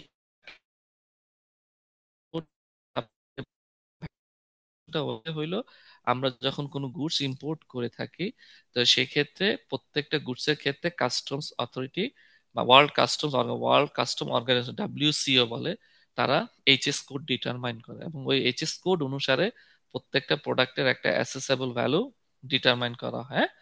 ওই অ্যাসেসেবল ভ্যালুর উপর ভ্যাটটা ইম্পোজ হয়, ঠিক আছে? Tax VAT. তাহলে এখানে 6 ধরনের স্ট্রাকচার থাকে, দেখবেন, CD, RD, SD, VAT, AIT এবং এটি। তাহলে কি কি মনে থাকবেন? CD, RD, SD, VAT, AIT and AT. Assessable value কি, সেটা আসলে আপনার যখন ভ্যাট ক্যালকুলেশন করাবে তখন মনে হবে আমাদের প্রথমে একটা ভ্যাট থাকে, CIF value, cost insurance and freight. এর সাথে আমরা ল্যান্ডিং চার্জ এবং ইন্স্যুরেন্স কস্ট, হ্যাঁ, এই ল্যান্ডিং চার্জটা যোগ করলেই আমরা আলটিমেটলি পেয়ে যাব অ্যাসেসেবল ভ্যালু, ঠিক আছে? ওই অ্যাসেসেবল ভ্যালুর উপরই মনে করেন এই যে অ্যাসেসেবল ভ্যালু, এটার উপর সিডি রেট হলো 25% বসলাম। এবং মনে রাখবেন সিডি আর ডি এই দুইটা হয়, এবং এআইটি, এই তিনটা জিনিস হয় অ্যাসেসেবল ভ্যালুর উপর। এই তিনটা জিনিস কিসের উপর হয়? অ্যাসেসেবল ভ্যালুর উপর। মানে অ্যাসেসেবল ভ্যালুটা স্যার কিভাবে ডিটারমাইন করে? আমি আগেই বললাম, অ্যাসেসেবল ভ্যালু একটা তো আপনি করলেন কস্ট ইন্স্যুরেন্স ফ্রেড দিয়ে, আরেকটা হলো কাস্টমস অথরিটির এইচএস কোড অনুসারে তাদের একটা মেকানিজম আছে, তাদের ইন্টারনাল একটা ভ্যালুয়েশন মেকানিজম আছে, ওইভাবে তারা এইচএস কোড ধরে একটা ভ্যালু ডিটারমাইন করে থাকে। এটা আমার ডিটারমাইন ভ্যালুর চেয়ে কম বা বেশি হইতে পারে, হ্যাঁ, ঠিক আছে? তো ওই ভ্যালুর উপর আলটিমেটলি কাস্টমস অথরিটি যে ভ্যালু ডিটারমাইন করে, ওইটার উপরই সবকিছু সিডি, এসডি, আরডি হয়ে থাকে। তো সিডি, আরডি এবং এআইটি এই তিনটা জিনিস হয় অ্যাসেসেবল ভ্যালুর উপর। কিসের উপর মনে থাকবে? সিডি, এসডি এবং আরডি, সিডি, আরডি এবং এআইটি অ্যাসেসেবল ভ্যালুর উপর। এইচডি হয় কিসের উপর? অ্যাসেসেবল ভ্যালুর সাথে সিডি এবং আরডি। দেখেন এই যে এটা তো অ্যাসেসেবল ভ্যালু, আপনারা দেখছেন কিনা দেখেন, একটু বড় করে দেই। অ্যাসেসেবল ভ্যালু তো এই যে 688,698, এর সাথে আপনি সিডি এবং আরডি যোগ করলেন, তাহলে দেখেন হয় 881, মানে 8,81,534 টাকা। আপনি দেখেন 6,88,000 অ্যামাউন্টটা যোগ করেন, তাহলে এই অ্যামাউন্টটা পাবেন। এই অ্যামাউন্টের উপর ইম্পোজ করে এসডি হয়। আর ভ্যাট কিসের উপর হয়? খুব ইম্পর্টেন্ট, যেহেতু আমরা ভ্যাট পড়তেছি, ভ্যাট হয়ে থাকে অ্যাসেসেবল ভ্যালুর সাথে সিডি, আরডি এবং এসডি, এই তিনটা জিনিস। অ্যাসেসেবল ভ্যালুর সাথে সিডি, আরডি এবং এসডি, এই তিনটা যোগ করে আমরা যে মূল্যটা পাই সেটার উপর হয় ভ্যাট। মনে থাকবে? তাহলে আমাদের ইম্পোর্ট স্টেজে ভ্যাট ইম্পোজ বা কালেকশনের ভ্যালু হলো, কালেকশন তো করবো কিসের উপর? ভ্যালুর উপর। তবে আমাদের ভ্যালুটা ডিটারমাইন থাকে কোন ভ্যালুর উপর ধরবো, ওই ভ্যালুর উপর আমাকে এই ভ্যাটটা কালেকশন করতে হয়। ঠিক আছে, তাহলে অ্যাসেসেবল ভ্যালুর সাথে সিডি আরডি এসডি যোগ করে যে মূল্য পাবো তার উপর ভ্যাট। এবং মনে রাখবেন ভ্যাট এবং এআইটি একই বেজ অ্যামাউন্টের উপর হয়, মনে রাখবেন। ভ্যাট আর এটি মনে রাখবেন, ভ্যাট এই তিনটা জিনিস তো জানেন। সিডি হলো কাস্টমস ডিউটি বলে, আরডি হলো রেগুলেটরি ডিউটি। রেগুলেটরি ডিউটি হলো যেসব গুডসের ক্ষেত্রে সিডি ইম্পোজ করতে পারে না, কারণ সিডি ওয়ার্ল্ডের একটা রুলস আছে 25% বেশি নর্মালি চার্জ করতে পারে না, তখন ওই গুডস এর উপর আরডি করে, যেটাকে বলে রেগুলেটরি ডিউটি। এটা 3 to 5% করে থাকে। ঠিক আছে, এসডি হলো আমাদের সাপ্লিমেন্টারি ডিউটি, এটা আপনারা জানেন। যেগুলো লাক্সারিয়াস গুডস সেগুলোর উপর এসডি করে থাকে। যেমন আমাদের গাড়ির উপর কিন্তু 300-400% এসডি, 500%ও আছে এসডি। তো কারণ হলো এটা luxurious goods. Okay, so that's why we have to maintain this thing. হ্যাঁ, তো এটা হইলো আমাদের দেন হলো আমাদের ভ্যাট। তো ভ্যাট যেটা হয় অ্যাসেসেবল ভ্যালুর সাথে সিডি আরডি এবং এসডি যোগ করে what ever the value we get, ওই ভ্যালুর উপর আমাদের ভ্যাটটা ইম্পোজ হয়। ঠিক আছে, আর এআইটি হলো জাস্ট অ্যাসেসেবল ভ্যালু। আর এটি কি, ডু ইউ নো এনিবডি এটি? কেউ কি জানেন এটি? Advance tax. অ্যাডভান্স ট্যাক্স, আসলে এটা অ্যাডভান্স ট্যাক্স হলো, এটার নাম আসলে অ্যাডভান্স ভ্যাট। এটা ভ্যাটের নর্মালি একটা আমরা অল্টারনেটিভ নেই? হ্যাঁ, আগে এটার নাম ছিল ATV, advance trade VAT. ATV, advance trade VAT. আসলে যদিও এটা advance tax, tax indirect tax, এটাও তো এক ধরনের ট্যাক্স, তাই না? ইনডাইরেক্ট ট্যাক্স এটাও তো এক ধরনের ট্যাক্স, তাই না? জি স্যার। ইনডাইরেক্ট ট্যাক্সও আমাদের এক ধরনের ট্যাক্স। তাহলে এটা আসলে এটি হলো কি, নর্মালি এটা হলো অ্যাডভান্স ট্যাক্স। অ্যাডভান্স ট্যাক্সটা কি, যে মনে রাখবেন যারা কমার্শিয়াল ইম্পোর্টার থাকে তাদের উপর 5% অ্যাডভান্স ট্যাক্স থাকে, যেটা আপনি পরবর্তীতে ভ্যাট রিটার্নের সাথে অ্যাডজাস্ট করতে হবে, আপনার অ্যাডভান্স ট্যাক্স হয়, মনে রাখবেন। হ্যাঁ, এটাকে বলে এটি, আগে এটা বলে এটিবি। দেখবেন অ্যাসেসমেন্ট নোটিশ যদি দেখেন ওখানে এটিবি এখনো আছে, অ্যাডভান্স ট্রেড ভ্যাট। আসলে ওইটা কিছু না, ওইটাই হলো এটা, এটি এখন নাম হয়ে গেছে এটি। ঠিক আছে, তাহলে মনে রাখবেন ভ্যাট এবং এটি বেজ অ্যামাউন্ট সেম। ভ্যাট এবং এটির বেজ অ্যামাউন্টটা কি সেম, সেম বেজ অ্যামাউন্টের উপর ভ্যাট অ্যান্ড এটি হয়ে থাকে। ক্লিয়ার? ঠিক আছে, আচ্ছা আসেন আবার এতে ইম্পোর্ট, অল ট্যাক্সেবল ইম্পোর্টের ক্ষেত্রে কি হয়ে থাকে। তার মানে মনে রাখবেন যে কোনো গুডস যদি ইম্পোর্ট করে থাকে আমাদের দুই ধরনের ভ্যাট দিতে হয়, একটা হলো 15% ভ্যাট আর একটা হলো এটি। মনে রাখবেন, তাহলে আমি দুইটা দেয়, একটা হলো 15% ভ্যাট আর একটা হলো এটি। দুইটা ভ্যাট হয় যে কোনো গুডস ইম্পোর্ট করতে গেলে, একটা আমরা দেই রেগুলার যে স্ট্যান্ডার্ড ভ্যাট আর একটা দেই আমার এটি। এবং এই এটি কিন্তু দুইটা রেট আছে, একটা 3%, একটা 5%। যারা ম্যানুফ্যাকচারার মানে রেজিস্টার ইন্ডাস্ট্রিয়াল আইআরসি আছে এবং ম্যানুফ্যাকচারার, তাদের ক্ষেত্রে এটি হলো 3%। আদার দেন ম্যানুফ্যাকচারের ক্ষেত্রে এটি রেট হলো 5%। এবং মনে রাখবেন এই যে অ্যাডভান্স ভ্যাট, এটা কিন্তু অ্যাডজাস্ট করা যায় এবং যে কেউ করতে পারে। জাস্ট আপনি যে মাসে ইম্পোর্ট করবেন তার থেকে পরবর্তী 4 মাসের মধ্যে ভ্যাট রিটার্নের মাধ্যমে এটা একটা ডিক্রিজিং অ্যাডজাস্টমেন্ট মেরে আপনি এটিটাকে অ্যাডজাস্ট করতে পারবেন। ঠিক আছে, এবং এটি অ্যাডজাস্ট করার জন্য মানে রেজিস্টার হইতে হবে তা না, আনরেজিস্টার্ড পার্সন থেকেও যদি এটি কেটে রাখে সেটা তাকে রিফান্ড দিয়ে দেওয়া হয়। এটার জন্য একটা ফর্ম আছে, এবং ফর্মের মাধ্যমে সে দরখাস্ত করে এটিটাকে রিফান্ড করে দেয়। ক্লিয়ার? এটিটাকে রিফান্ড করে দেয় ইভেন। অতএব এটিটা অলওয়েজ অ্যাডজাস্ট। তাহলে 15% ভ্যাট যেটা যেটা আপনি দিয়ে আসলেন সেটা সবাই অ্যাডজাস্ট করতে পারে না। যারা input rebate eligible for input BAT rebate, তারাই শুধু এই 15% ভ্যাটটা অ্যাডজাস্ট করতে পারে, না হলে এটা তাদের কস্ট। আর ইনপুট রিবেট কারা পায়? যাদের সেলস ভ্যাট রেট 15% অথবা 0%, তারাই শুধু ইনপুট রিবেট পায়, মানে 15। তার মানে ইনপুট রিবেট এই যে ভ্যাট 15% ইম্পোর্ট এসে যেটা দিয়ে আসলেন, এটা আপনি তখনই আপনার আউটপুট ভ্যাটের সাথে অ্যাডজাস্ট করতে পারবেন যদি আপনার আউটপুট ভ্যাট 15% অথবা 0% হয়, মানে এক্সপোর্ট হয়। ঠিক আছে, তাছাড়া এই 15% আপনার কস্ট হয়ে যাবে যদি আপনার output VAT rate less than 15% হয়। ক্লিয়ার?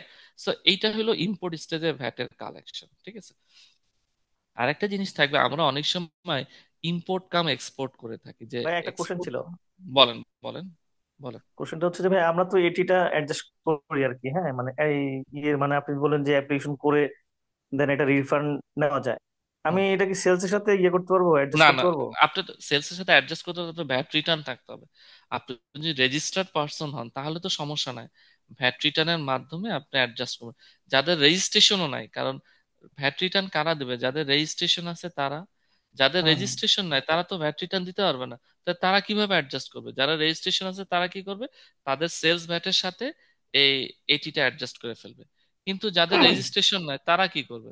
তো তারা ওই ইম্পোর্ট থেকে বলা আছে, আগে 90 দিন ছিল, এখন 120 দিন করছে, যে 120 দিনের মধ্যে দরখাস্ত করবেন যে আমাকে এটা রিফান্ড দেওয়া হোক।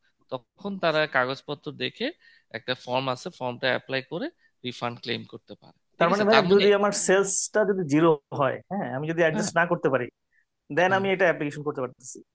হ্যাঁ হ্যাঁ, মানে সেলসটা যদি আপনার জিরো হয়, মানে আপনার থাকে, তখন এটা আপনার রিফান্ড হয়ে যাবে। কি হয়ে যাবে? মানে সেলস বলতে, জিরো বলতে আমার মনে করেন যে জিরো রেটেড, একটু আগে যেটা নিয়ে কথা বললেন আর কি, জিরো রেটেড যদি সেলস হয় হ্যাঁ, সেক্ষেত্রে আমি। সেক্ষেত্রে আপনি অ্যাডজাস্ট করতে পারবেন না। সেক্ষেত্রে যেটা হ্যাঁ হবে, হ্যাঁ হ্যাঁ, সেটা আপনার একটা রিফান্ড ক্রিয়েট হবে, এবং এই রিফান্ডটা আলাদা আমি ক্লেম পড়াবো করতে না। হবে আলাদাভাবে। হ্যাঁ, রিফান্ডটা কন্টিনিউয়াসলি 6 মাস ক্যারি অন করবেন। 6 মাস ক্যারি অনের পর যদি এটা 50,000 টাকার উপরে হয় আপনি রিফান্ড ক্লেম করতে পারবেন। ঠিক আছে? হুম হুম, ঠিক আছে ঠিক ভাই। আছে, আচ্ছা ঠিক আছে। তারপর ইম্পোর্ট এক্সপোর্ট অনেক সময় হয় কি যে এক্সপোর্ট করে আবার ইম্পোর্ট করে, মানে দুইটা জিনিস আছে, এক্সপোর্ট কাম ইম্পোর্ট আর ইম্পোর্ট কাম এক্সপোর্ট। এক্সপোর্ট করে আবার ইম্পোর্ট করতে পারে, মানে অনেক সময় গুডসটা এক্সপোর্ট করলো, যে ভাই আমি একটা বিদেশ থেকে একটা মেশিন, যে এটা রিপেয়ারিং করে আবার দেশে নিয়ে আসলে, এটাকে বলা হয় এক্সপোর্ট কাম ইম্পোর্ট। ওই ক্ষেত্রে কিন্তু ভ্যাট হবে, কারণ এটা দেশি ভোগ হচ্ছে। ঠিক আছে, আরেকটা আছে এক্সপোর্ট কাম ইম্পোর্ট, মানে ইম্পোর্ট করবেন, আপনি মনে করেন একটা ইম্পোর্ট করে নিয়ে আসলেন, এটা আবার প্রসেসিং করে আবার এক্সপোর্ট করবেন, সেক্ষেত্রে ওই ইম্পোর্টের উপর এক্সপোর্ট। কেন না? কারণ আপনি ইম্পোর্ট কাম যদি এক্সপোর্ট করেন, এটা তো এই দেশে ভোগ হবে না, ভোগ হবে, এই কারণে এটা যখন আবার এক্সপোর্ট করবেন এই জন্য জিরো। আর যেটা এক্সপোর্ট কাম ইম্পোর্ট, সেটার উপর ভ্যাট হবে, কারণ আপনি এক্সপোর্ট করে আবার এটা ইম্পোর্ট করে নিয়ে আসতেছে। ঠিক আছে, তার মানে এটা কনজাম্পশন দেশে হবে, সেক্ষেত্রে এটার উপর ভ্যাট হবে। ক্লিয়ার? সবাই বুঝতে পারছেন দুইটা জিনিস? স্যার ex- আরেকবার একটু রিপিট করবেন একটু, একটা প্রবলেম ছিল। জিনিস হলো এক্সপোর্ট কাম ইম্পোর্ট, মানে আপনি একটা মেশিনারি মনে করেন বিদেশে এক্সপোর্ট করলেন, যে এটা রিপেয়ারিং করতে হবে, তো সে বিদেশে পাঠালেন, কারণ এই মেশিনটা রিপেয়ারিং করা বাংলাদেশে কোনো ইঞ্জিনিয়ার নেই। তারপর কি করলো, দেশ থেকে রিপেয়ারিং করলেন, রিপেয়ারিং করে আবার কি করলেন, যখন মেশিনটা ঠিক হয়ে গেল আপনি আবার দেশে নিয়ে আসলেন, বড় মেশিন ফ্যাক্টরি, এই যে নিয়ে আসলেন, তখন কিন্তু এটার উপর ভ্যাট হবে। তাহলে স্যার কোন ভ্যালুর উপর ভ্যাট হবে? ওই যে এডিশনাল যে ফ্রেট কস্ট বা যেসব এডিশনাল কস্ট করলেন, তার মানে আপনার রিপেয়ারিং এ যে এক্সপেন্স ইনকার্ড হলো, ইন্স্যুরেন্স, ফ্রেট, ল্যান্ডিং, ওই এডিশনাল কস্টের উপর ভ্যাট হবে। কারণ আপনি মেশিনটা তো অ্যাজ ইট ইজ আবার পাচ্ছেন। কন্ডিশন হলো মেশিনটা অ্যাজ ইট ইজ পাইলে তখন কোন ভ্যালুর উপর ভ্যাট হবে? পুরো মেশিনটার ভ্যালুর উপর না, ওই রিপেয়ারিং করার ফলে যে ইনহ্যান্সমেন্ট, যে ভ্যালুটা আপনার এক্সটেন্ড হইলো, বা যে ইন্স্যুরেন্স পার্ট হলো। আমি একটু ফোনটা ধরি, আমার একটা জরুরি কল আসছে, 30 সেকেন্ড, হ্যাঁ, আমার মা ফোন দিচ্ছে।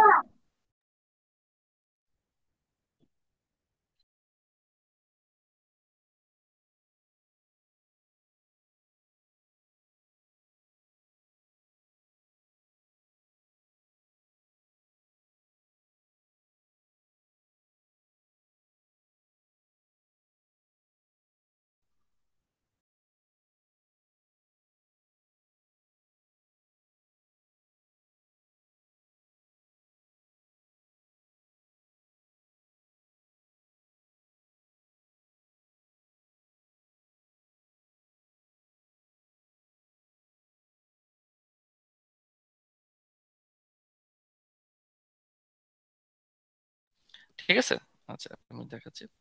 এই চ্যাপ্টারটা আসলে অনেক বড়, হ্যাঁ হ্যাঁ। ঠিক আছে, তাহলে এইটা হলো আমাদের ক্লিয়ার। এবার বুঝতে পারছেন? মনে করেন আমি একটা মেশিনারি দিলাম, এরকম আমি দেখছি আমার একটা ক্লায়েন্ট আছে, মনে করেন তার ফ্যাক্টরিতে যে মেশিনটা, এটা এই সিঙ্গাপুরে, তারপর মনে করেন যে ফ্রান্সে যা ঠিক করতে হয়, কারণ এই মেশিনটা আনছি ফ্রান্স থেকে, এখন রিপেয়ারিং করতে যায় ফ্রান্সে, তখন ওই আবার মেশিনটা রিপেয়ারিং করে আবার ফ্রান্স থেকে আবার নিয়ে আসছে। সো তো এই ক্ষেত্রে ওই যে রিপেয়ারিং করার ফলে যে ভ্যালু এডিশন, এর সাথে ইন্স্যুরেন্স, ফ্রেট, ল্যান্ডিং চার্জ যোগ করলে যে ভ্যালুটা হবে, ওই ভ্যালুর উপর ভ্যাটটা ইম্পোজ হবে। আর ভাই ইম্পোর্ট একটু কথা ছিল, হ্যাঁ। হ্যাঁ বল। সে ধরেন আমার আমি মেশিনটা মনে করেন যে বাংলাদেশের বাইরে থেকে প্রথমে নিয়ে আসলাম কাস্টম ডিউটি দিয়ে। হ্যাঁ, হুম, আমার কাছে এটা ওনারশিপটা চলে আসলো। হ্যাঁ, এখন রিপেয়ার মেনটেন্স এর জন্য যখন আমি এটা পাঠাবো, তখন কি আমি আবার যে তখনও প্রসেসটা ভ্যাট ফলো হবে। করতে হবে, যেমন তখন এক্সপোর্ট, হ্যাঁ, হ্যাঁ, মানে হ্যাঁ, এক্সপোর্টের এক্সপোর্ট যে প্রসেসের, হ্যাঁ, ইয়েস, তারপর আবার যখন এটা চলে আসবে আমার কাছে, আমি আবার বিল অফ এন্ট্রির মাধ্যমে নিয়ে আসতে হবে। তো ইয়েস, ইয়েস, সেখানে কি আবার সেম। ভ্যাটটা এক্সপোজ হবে কি? কোনটা না, যখন আপনি এক্সপোর্ট করবেন তখন তো ভ্যাট হবে না। যখন আপনি ইম্পোর্ট করে আনবেন তখন তারা অ্যাসেস করে দেখবে যে এই রিপেয়ারিং, তবে কন্ডিশন আছে, স্ট্রাকচারে কোনো গঠনগত পরিবর্তন হতে পারবে না বলা আছে। স্ট্রাকচারগত মানে আমি আকৃতি প্রকৃতির কোনো পরিবর্তন হতে পারবে না, মানে স্ট্রাকচারগত কোনো চেঞ্জ হতে পারবে না। এটা হলো 1 নম্বর শর্ত।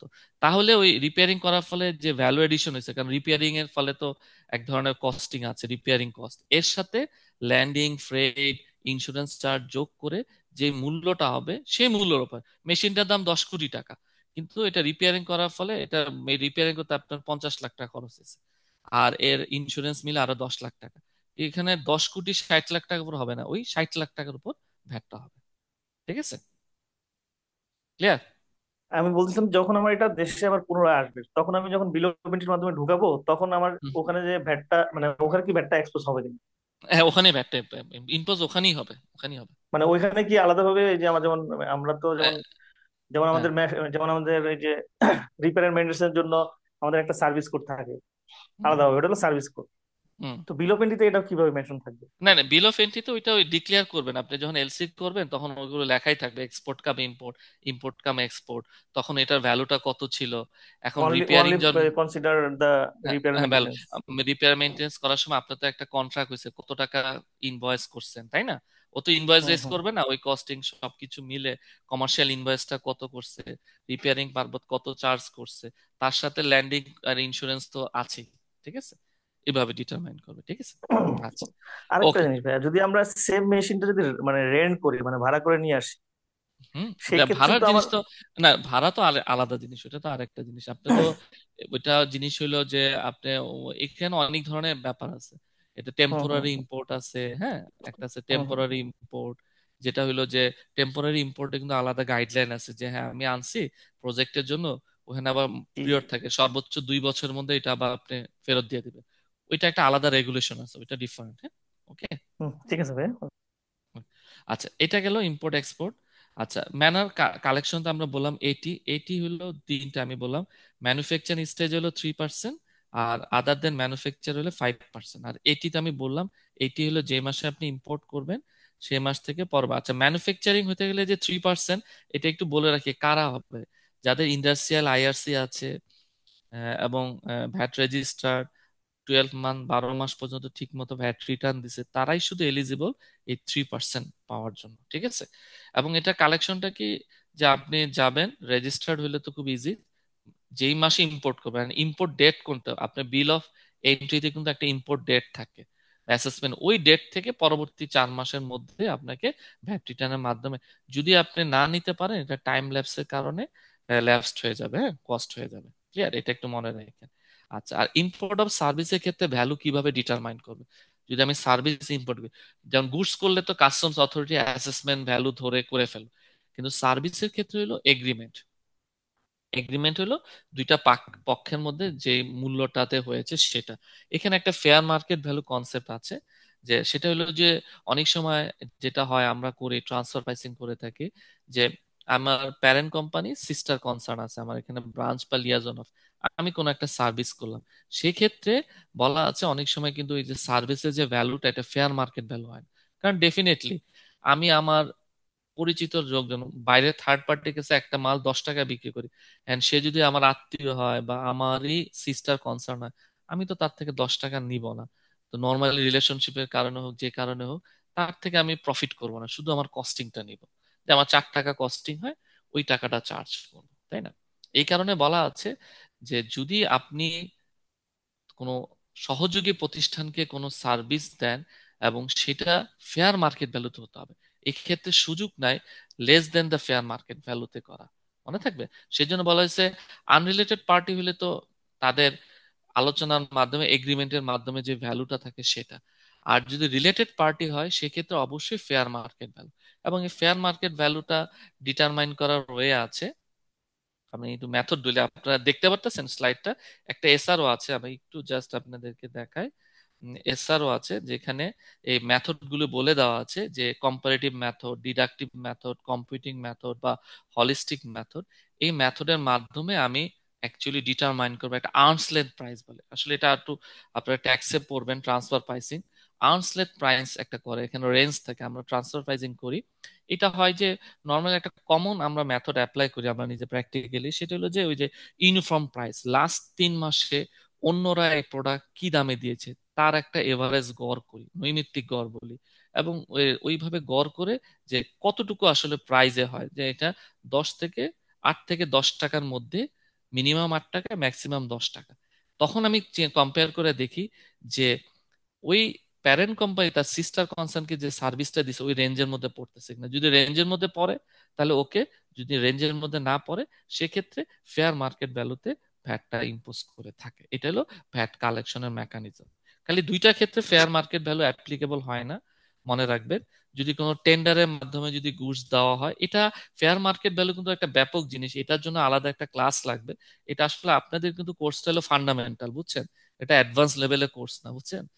বেসিক লেভেলের কোর্স। অতএব এই জায়গায় আমি এর জন্য এত অ্যাডভান্স আপনাদেরকে যাচ্ছি না, জাস্ট বলে রাখতেছি যে রিলেটেড পার্টি হইলে অবশ্যই দেখতে হবে এখানে ফেয়ার মার্কেট ভ্যালু হচ্ছে কিনা, মানে অ্যাকচুয়ালি কোন দামে অন্যরা যদি থার্ড পার্টি কিন্তু কি দামে কিন্তু ওই দামটা হচ্ছে কিনা সেটা খালি চেক করতে হবে। ক্লিয়ার? এটা হলো সার্ভিসের ক্ষেত্রে ভ্যাট কালেকশন। আচ্ছা, এর বাইরে আমি আপনাদের একটু দেখাই কিছু স্পেশাল কেস থাকে। স্পেশাল কেসে ভ্যাট কালেকশন হয়ে থাকে, কারণ আমাদের নর্মাল একটা তো হলো রেগুলার বেসিস, জেনারেল বেসিসে গুডস এন্ড সার্ভিস, কিন্তু এর বাইরেও অনেক স্পেশাল কেসে হয়, যেমন অপশন বা ভাউচার। আপনারা দেখছেন আড়ং এর ভাউচার, দেখছেন না আপনারা? ওই যে গিফট ভাউচার দেখছেন আপনারা? আপনারা আড়ং এর গিফট ভাউচার গুলো দেখছেন? জি স্যার। জি স্যার। হ্যাঁ, হ্যাঁ, দেখবেন এগুলো হলো স্পেশাল কেস, মানে অনেক স্পেশাল, শুধু যে রেগুলার নর্মাল বিজনেস, স্পেশাল ভাবেও অনেক ধরনের মেকানিজমে সেল হয়, সেক্ষেত্রে ভ্যাট কিভাবে কালেকশন হয় সেটার কয়েকটা উদাহরণ আপনাদেরকে আমি দিচ্ছি। হ্যাঁ, কিভাবে এটা ভ্যাট কালেকশন হয়ে থাকে। ক্লিয়ার? একটা হলো আমাদের, যেটা হলো আমি আপনাদের বলি অপশন। অপশনটা হলো যে একটা কোনো অপশন দিল বা ভাউচার দিল, সেক্ষেত্রে ভ্যাট হইলো, মনে করেন আপনি ভাউচার দিল 1,000 টাকা, আপনার মূল্য হইলো 1,500 টাকার একটা গুডস কিনছে, তাহলে বলা হয়েছে ওই 1,000 টাকার উপরে এডিশনাল যে টাকাটা আপনি দিচ্ছেন ওই টাকাটার উপর ভ্যাট হবে। তাহলে আপনি 1,000 টাকা যে বিট ভাউচার ওইটার উপর কিন্তু অলরেডি ইনক্লুসিভ ভ্যাট আছে, তাহলে এডিশনাল যে অ্যামাউন্ট ভাউচারের উপরে দিবে বা অপশনের উপর দিবে ওইটার উপর ভ্যাটটা ইম্পোজ হবে। ঠিক আছে? আচ্ছা, তারপর আছে VAT applicable on sell of running business. আমরা অনেক সময় কোনো ব্যবসা বিক্রি করি, যেমন আমি একটা উদাহরণ দিই, আমার একটা কোম্পানি আছে সিমেন্স। হ্যাঁ, তো ওদের কি করছে, একটা প্ল্যান তারা বিক্রি করে দিল। ঠিক আছে? তো কোন একটা রানিং বিজনেস, এই রানিং বিজনেস বিক্রিটা কোনো ধরনের সেল কাউন্ট করা হয় না, এই জন্য কোনো রানিং বিজনেসের উপর যদি কোনো সেল করে টাকা পান এটার উপর ভ্যাট হবে না। ঠিক আছে? তারপর হলো টেলকম। আমাদের একটু বলে রাখি, টেলকম আমি মোবাইল গুলো অনেকে সিম কার্ড বিক্রি করে, যে টক টাইম বিক্রি করে। ঠিক আছে? এই টক টাইম বিক্রিটা কিন্তু একটু ডিফারেন্ট হয়ে থাকে। কিরকম হয় আপনাদের বলি, যে টক টাইম যে মনে করেন 100 টাকা টক টাইম, যারা ডিস্ট্রিবিউটারের কাছে বিক্রি করে তখন তারা কিন্তু 100 টাকা বিক্রি করে না, এটা বিক্রি করে 95 টাকা। বুঝছেন? তারা বিক্রি করে 95 টাকা, ডিস্ট্রিবিউটারের কাছে কিন্তু বিক্রি করে 95 টাকা, কিন্তু দাম কিন্তু 100 টাকা, ডিসকাউন্ট দেয়। কিন্তু এটার ভ্যাটটা মেকানিজমটা হয় কিভাবে, যেমন গ্রামীণ ফোন বা বাংলা লিংক, তখন তারা কি করে, ওই 100 টাকার উপরই ভ্যাটটা কালেকশন করে।